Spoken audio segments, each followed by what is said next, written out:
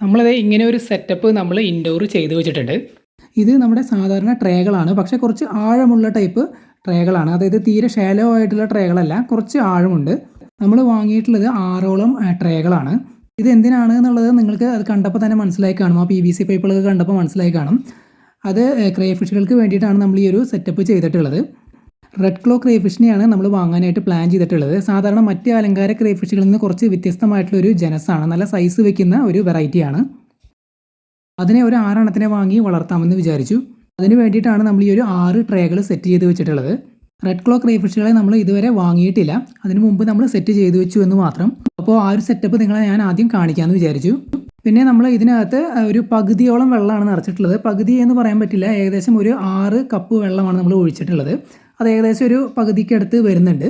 പിന്നെ അതിനകത്ത് നമ്മൾ ഇട്ടിട്ടുള്ളത് 2 ഇഞ്ച് വീതിയുള്ള PVC പൈപ്പുകളാണ്. അതിൻ്റെ നീളം എന്ന് പറയുന്നത് 6 ഇഞ്ചാണ്. അങ്ങനെ 4 എണ്ണം വീതം നമ്മൾ 6 ട്രേയിലും ഇട്ട് വെച്ചിട്ടുണ്ട്. ഹൈഡിങ് സ്പോട്ടായിട്ട് സെറ്റ് ചെയ്തിട്ടുള്ളതാണ്. ഇത്രയും ഹൈഡിങ് സ്പോട്ടുകളൊന്നും ശരിക്കും ആവശ്യമില്ല ഒരു ട്രേക്കകത്ത്. മാക്സിമം 1 or 2 മതി. പക്ഷേ നമ്മൾ മാക്സിമം ആ ഒരു കംഫർട്ട് അവർക്ക് കൊടുക്കാൻ വേണ്ടിയിട്ടാണ്, അല്ലെങ്കിൽ ആ ഒരു സേഫ്റ്റി അവർക്ക് ഫീൽ ചെയ്യിക്കാൻ വേണ്ടിയിട്ടാണ് നമ്മൾ 4 എണ്ണം ഇട്ട് കൊടുത്തിട്ടുള്ളത്. ക്രേ ഫിഷുകൾ അത്യാവശ്യം അങ്ങോട്ടും ഇങ്ങോട്ടൊക്കെ നടക്കുന്ന ജീവികളാണ്. അപ്പോൾ അവർക്ക് ആ ഹൈഡിങ് സ്പോട്ടിൻ്റെ ആ ഒരു ഏരിയയിൽ അവർക്ക് ഒളിച്ചിരിക്കാനായിട്ട് കുറേ ഗ്യാപ്പുകളുണ്ട്. ഹോളുകൾ കൂടാതെ ഓരോ PVC പൈപ്പിൻ്റെ ഇടയിൽ ഗ്യാപ്പുകളുണ്ട്. അവിടെ പോയിട്ട് അവർക്ക് ഒളിച്ചിരിക്കാം.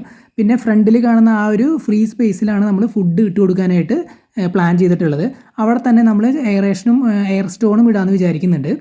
പിന്നെ ഈ വെള്ളത്തിൻ്റെ ഉയരം എന്ന് പറയുന്നത് ഏകദേശം ആ ഒരു PVCയുടെ തൊട്ട് മുകളിൽ നിൽക്കുന്ന രീതിയിലാണ് ഈ ഒരു 6 കപ്പ് വെള്ളം നമ്മൾ ഇതിനകത്ത് ഒഴിച്ചിട്ടുള്ളത്. അതെന്തുകൊണ്ടാണെന്ന് വെച്ച് കഴിഞ്ഞാൽ ഈ ഒരു വെള്ളത്തിലെ ഓക്സിജൻ ഏതെങ്കിലും രീതിയിൽ കുറയുകയാണെന്നുണ്ടെങ്കിൽ ഈ ക്രേ ഫിഷുകൾക്ക് ഈ ഒരു PVCയുടെ മുകളിൽ പൊത്തിപ്പിടിച്ച് കയറി വന്ന് നിന്ന് അന്തരീക്ഷത്തിൽ നിന്ന് ശ്വസിക്കാനായിട്ട് സാധിക്കും. വെള്ളത്തിൻ്റെ ലെവല് കാര്യങ്ങളൊക്കെ അവരുടെ വായുഭാഗത്ത് ഒരു സെൻസർ ഉണ്ട്, നീണ്ട ഒരു കൊമ്പ് പോലിരിക്കുന്ന ഒരു സംഭവം. അത് ഉപയോഗിച്ചിട്ട് അവർക്ക് വെള്ളത്തിൻ്റെ ലെവലൊക്കെ സെൻസ് ചെയ്യാനായിട്ട് സാധിക്കും. അപ്പോൾ അവർ അത് വെച്ച് നോക്കുന്ന സമയത്ത് അവർക്ക് മനസ്സിലാവും ഏകദേശം ഇതിന് മുകളിൽ സ്പേസ് ആണ് എന്നുള്ളത്. അപ്പോൾ അവർക്ക് ഈ ഒരു PVCയുടെ മുകളിലേക്ക് പിടിച്ച് കയറി വന്ന് അന്തരീക്ഷത്തിൽ നിന്ന് ശ്വസിക്കാനായിട്ട് സാധിക്കും. ഇങ്ങനെ ഒരു സെറ്റപ്പ് ഇതിനകത്ത് ഇല്ല എന്നുണ്ടെങ്കിൽ, അതായത് ഇവർക്ക് മുകളിലേക്ക് പിടിച്ച് കയറി വന്ന് അന്തരീക്ഷത്തിൽ നിന്ന് ശ്വസിക്കാനൊരു സെറ്റപ്പ് നമ്മൾ ചെയ്തിട്ടില്ല എങ്കിൽ, ഏതെങ്കിലും കാരണവശാൽ വെള്ളത്തിൽ ഓക്സിജൻ്റെ അളവ് കുറയുകയാണെന്നുണ്ടെങ്കിൽ അവർ നേരിട്ട് ചത്തുപോവുകയാണ് ചെയ്യുന്നത്.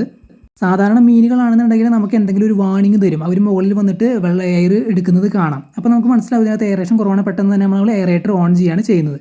എന്നാൽ ഇവരുടെ കാര്യത്തിൽ അങ്ങനെ ഒരു വാണിംഗ് നമുക്ക് കിട്ടില്ല. ഇത്തരത്തിലുള്ള എന്തെങ്കിലും ഒരു PVC അല്ലെങ്കിൽ അവർക്ക് കയറി നിൽക്കാനായിട്ട് എന്തെങ്കിലും ഓടോ കാര്യങ്ങളൊക്കെ നമ്മൾ വെച്ച് കൊടുത്തില്ല എങ്കിൽ ഒരു വാണിംഗ് നമുക്ക് കിട്ടാൻ പോകുന്നില്ല. അവർ നേരെ ചത്തുപോവുകയാണ് ചെയ്യുന്നത്. ഇങ്ങനെ അവർ കണ്ടിന്യൂസ് ആയിട്ട് എന്തെങ്കിലും സംഭവം നമ്മൾ വെച്ച് കൊടുത്തിട്ട് അതിൻ്റെ മുകളിൽ അവർ കയറി വന്ന് നിൽക്കുകയാണെന്നുണ്ടെങ്കിൽ കണ്ടിന്യൂസ് ആയിട്ട് നമുക്ക് മനസ്സിലാക്കാം അതിനകത്ത് ഓക്സിജൻ കുറവാണ്. അതുകൊണ്ടാണ് അവർ കണ്ടിന്യൂസ് ആയിട്ട് മുകളിൽ വന്ന് നിൽക്കുന്നത്. അപ്പോൾ എപ്പോഴും നമ്മൾ അവർക്ക് മുകളിൽ നിന്ന്, അതായത് അന്തരീക്ഷത്തിൽ നിന്ന് ശ്വസിക്കാനായിട്ട് ഒരു സെറ്റപ്പ് നമ്മൾ ചെയ്തു കൊടുക്കണം. അതായത് വെള്ളത്തിലുള്ള ഓക്സിജൻ കുറയുകയാണെന്നുണ്ടെങ്കിൽ മുകളിൽ നിന്ന്, അതായത് വെള്ളത്തിന് പുറത്ത് വന്ന് നിന്ന് ബ്രീത് ചെയ്യാനായിട്ടുള്ള ഒരു ഓപ്ഷൻ നമ്മൾ ചെയ്തു കൊടുക്കണം. കാരണം ഇവർക്ക് അങ്ങനെ ബ്രീത് ചെയ്യാൻ പറ്റുന്ന ഒരു ഇനമാണ്. അപ്പോൾ നമ്മളത് ചെയ്തു കൊടുക്കുന്നതാണ് നല്ലത്, അല്ലെങ്കിൽ അവർ ചത്തുപോകും. പിന്നെ ഞാൻ നേരത്തെ പറഞ്ഞ പോലെ നമ്മൾ അഡീഷണലായിട്ട് ഇതിനകത്തേക്ക് എയറേഷനും കൊടുക്കാനായിട്ട് പ്ലാൻ ചെയ്യുന്നുണ്ട്. അങ്ങനെയാണെന്നുണ്ടെങ്കിൽ നമുക്ക് വാട്ടർ ചേഞ്ച് കുറച്ചും കൂടി ഒന്ന് ഡിലേ ആക്കാനായിട്ട് പറ്റും. അല്ലാന്നുണ്ടെങ്കിൽ നമ്മൾ കറക്റ്റ് ഒരു പർട്ടിക്കുലർ സമയം, നമ്മൾ ഒരാഴ്ചയോ അങ്ങനെ ആ ഒരു സമയത്തിൽ തന്നെ വാട്ടർ ചേഞ്ച് ചെയ്യേണ്ടി വരും. നമ്മൾ ഒരു ട്രെയിൽ ഒരെണ്ണത്തിനെ വെച്ച് ഇടാമെന്നാണ് വിചാരിക്കുന്നത്. അപ്പോൾ ഈ ഒരു വെള്ളം എന്ന് പറയുന്നത് ഏകദേശം ഒരാഴ്ച വരെയൊക്കെ ലാസ്റ്റ് ചെയ്യും. പിന്നെ നമ്മൾ ഫുഡ് കാര്യങ്ങളൊക്കെ കൺട്രോൾ ചെയ്ത് കൊടുക്കാമെന്നാണ് വിചാരിക്കുന്നത്. അങ്ങനെ കൺട്രോൾ ചെയ്ത് കൊടുക്കുകയാണെന്നുണ്ടെങ്കിൽ വെള്ളം പെട്ടെന്ന് മോശമാവില്ല. അപ്പോൾ തീർച്ചയായിട്ടും ഒരാഴ്ചയൊക്കെ ഈ ഒരു വെള്ളത്തിൽ അതിന് സർവൈവ് ചെയ്യാനായിട്ട് സാധിക്കും. ഒരാഴ്ച കഴിയുമ്പോൾ നമ്മൾ ഒരു വാട്ടർ ചേഞ്ചിന് വേണ്ടിയിട്ടുള്ള ഒരു ശ്രമം നടത്തിയാൽ മതി.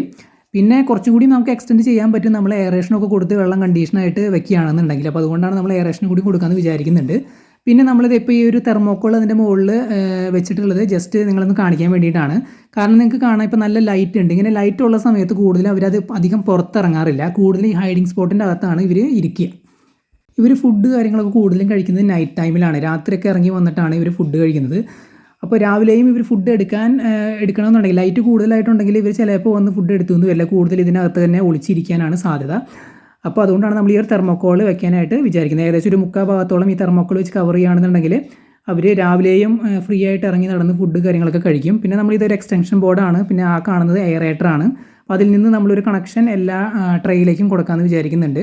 എന്നിട്ട് ദിവസത്തിൽ ഏതാനും മണിക്കൂറുകൾ മാത്രമാണ് നമ്മൾ എയറേഷൻ കൊടുക്കാനായിട്ട് വിചാരിക്കുന്നത്. ചിലപ്പോൾ നമ്മൾ ഒരൊറ്റ എയർ സ്റ്റോണാണ് കൊടുക്കുക. എന്നിട്ട് നമ്മൾ ഇടയ്ക്ക് ഓരോന്നിലേക്ക് അങ്ങോട്ടും ഇങ്ങോട്ടും മാറ്റിയിടുകയായിരിക്കും ചെയ്യുക. ഏതെങ്കിലും ഒരു മണിക്കൂർ ഒരു ട്രെയിലിട്ടിട്ട് പിന്നെ ഓരോ മണിക്കൂർ കഴിയുമ്പോൾ എല്ലാ ട്രേയിലേക്കും അങ്ങോട്ടും ഇങ്ങോട്ടും മാറ്റിയിടും. അല്ലാന്നുണ്ടെങ്കിൽ നമ്മൾ കൃത്യമായിട്ട് തീരുമാനിച്ചിട്ടില്ല. അല്ലാന്നുണ്ടെങ്കിൽ നമ്മൾ എല്ലാത്തിലേക്കും എയർ സ്റ്റോൺ കണക്ട് ചെയ്തിട്ട് ഇടും. അപ്പോൾ ഏതെങ്കിലും നമ്മളിത് ഇൻഡോർ ചെയ്തതുകൊണ്ട് നമ്മൾ ഇത്രയും വയറും കണക്ഷനൊക്കെ ഇൻഡോർ ചെയ്യേണ്ട എന്ന് വിചാരിച്ചിട്ടാണ്. ഔട്ട്ഡോർ ആണെങ്കിൽ നമുക്ക് എല്ലാത്തിലേക്കും എയർ സ്റ്റോൺ കണക്ട് ചെയ്ത് ഇടാമായിരുന്നു. ഇതിപ്പോൾ ഇൻഡോർ ആയതുകൊണ്ട് അവിടെ വേറെയും കുറച്ച് കണ്ടെയ്നറുകളൊക്കെ ഇരിക്കുന്നുണ്ട്. അപ്പോൾ കുറേ വയറും കാര്യങ്ങളൊക്കെ ആയിക്കഴിഞ്ഞാൽ നമുക്ക് നടക്കാനൊക്കെ ബുദ്ധിമുട്ടായിരിക്കും. അപ്പോൾ അതുകൊണ്ടാണ് ചിലപ്പോൾ നമ്മൾ എല്ലാത്തിലേക്കും കണക്ഷൻ കൊടുക്കില്ല. ഇങ്ങനെ ഒരു സിംഗിൾ കണക്ഷൻ ഇട്ടിട്ട് നമ്മൾ ഓരോ മണിക്കൂർ കഴിയുമ്പോൾ ഓരോ ട്രേയിലേക്കും മാറ്റി മാറ്റി ഈ ഒരു എയർ സ്റ്റോൺ വെക്കുകയാണ് ചിലപ്പോൾ ചെയ്യുക.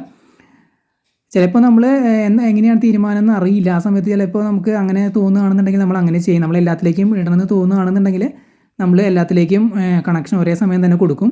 അപ്പോൾ നമ്മുടെ സെറ്റപ്പുകളെല്ലാം റെഡിയാണ്. ഇനി നമുക്ക് ആ ഒരു ക്രേഫിഷുകളെ വാങ്ങിയാൽ മാത്രം മതി.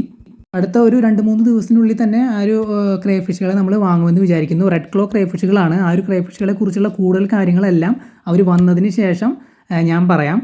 അപ്പോൾ അവരെ ഇതിലേക്ക് ഇടുന്നതും അല്ലെങ്കിൽ ഇതിട്ടതിന് ശേഷമുള്ള വീഡിയോസൊക്കെ ഞാൻ അപ്ലോഡ് ചെയ്യാം. അപ്പോൾ ആ ഒരു സമയത്ത് ഞാൻ ആ ഒരു റെഡ് ക്ലോ ക്രേഫിഷുകളെ കുറിച്ചുള്ള കൂടുതൽ കാര്യങ്ങൾ പറയാം. സാധാരണ അലങ്കാര ക്രേഫിഷുകളുടെ പോലെയുള്ള ഒരു ക്രേഫിഷ് അല്ല. ഇത് നല്ല സൈസ് വെക്കുന്ന ഒരു ക്രേഫിഷാണ്. ഏകദേശം ഒരു 1 ഫീറ്റ് വരെയൊക്കെ ഇതിൻ്റെ മാക്സിമം സൈസ് വരും. അതുപോലെ തന്നെ 500 മുതൽ 600 ഗ്രാം വരെ തൂക്കം വയ്ക്കുന്ന ഒരു ക്രേഫിഷാണ്. അത് ലാർജസ്റ്റ് ക്രേഫിഷ് എന്നറിയപ്പെടുന്ന ഒരു ക്രേഫിഷ് തന്നെയാണ്. അതായത് ക്രേഫിഷ് ഇനങ്ങളിൽപ്പെട്ട ഏറ്റവും വലിയ ക്രേഫിഷാണ് റെഡ് ക്ലോ ക്രേഫിഷ്. ജയൻറ്റ് ബ്ലൂ ക്രേഫിഷ്, അതുപോലെ തന്നെ റെഡ് ക്ലോ ഹാമർ എന്നൊക്കെയുള്ള പേരുകളിലൊക്കെ ഇത് അറിയപ്പെടാറുണ്ട്. എങ്കിലും കോമൺ ആയിട്ട് അറിയപ്പെടുന്നത് റെഡ് ക്ലോ ക്രേഫിഷ് എന്നാണ്. കാരണം ഇതിൻ്റെ ഇറുക്കുന്ന ആ ഒരു സാധനത്തിൻ്റെ അവിടെ ഒരു റെഡ് കളറുണ്ട്. അതുകൊണ്ടാണ് ഇതിനെ റെഡ് ക്ലോ ക്രേഫിഷ് എന്ന് പറയുന്നത്. പിന്നെ ഇതിൻ്റെ ശരീരം എന്ന് പറയുന്നത് ഒരു ഗ്രീൻ കളറാണ്, ഡാർക്ക് ഗ്രീൻ. ചില സമയത്ത് ഒരു ബ്ലൂവിഷ് ഗ്രീനുമായിട്ട് വരാറുണ്ട്.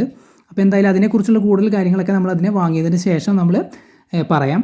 അപ്പോൾ എന്തായാലും നമ്മൾ ഇങ്ങനെ ഒരു സെറ്റപ്പ് ചെയ്തിട്ടുണ്ട്. അപ്പോൾ ഈ കാണുന്നതാണ് സെറ്റപ്പ്. ഒരു 6 ട്രേ നമ്മൾ സെറ്റ് ചെയ്ത് വെച്ചു. എല്ലാത്തിലും ഒരു 4 PVC പൈപ്പ് സെറ്റ് ചെയ്ത് വെച്ചു. എയറേഷൻ എക്സ്റ്റൻഷൻ ബോർഡും കാര്യങ്ങളെല്ലാം റെഡിയാണ്. അതുപോലെ തന്നെ തെർമോക്കോൾ റെഡിയാണ്. അപ്പോൾ കംപ്ലീറ്റ് സെറ്റപ്പുകളും കാര്യങ്ങളും കഴിഞ്ഞിട്ടുണ്ട്. ബാക്കി കാര്യങ്ങളെല്ലാം അവരെ വാങ്ങിയതിന് ശേഷമുള്ള വീഡിയോയിൽ നമുക്ക് ഡിസ്കസ് ചെയ്യാം. ഈ ഒരു വീഡിയോ എല്ലാവർക്കും ഇഷ്ടപ്പെട്ടു എന്ന് വിചാരിക്കുന്നു. പുതിയൊരു വീഡിയോ ആയിട്ട് നമുക്ക് വീണ്ടും കാണാം.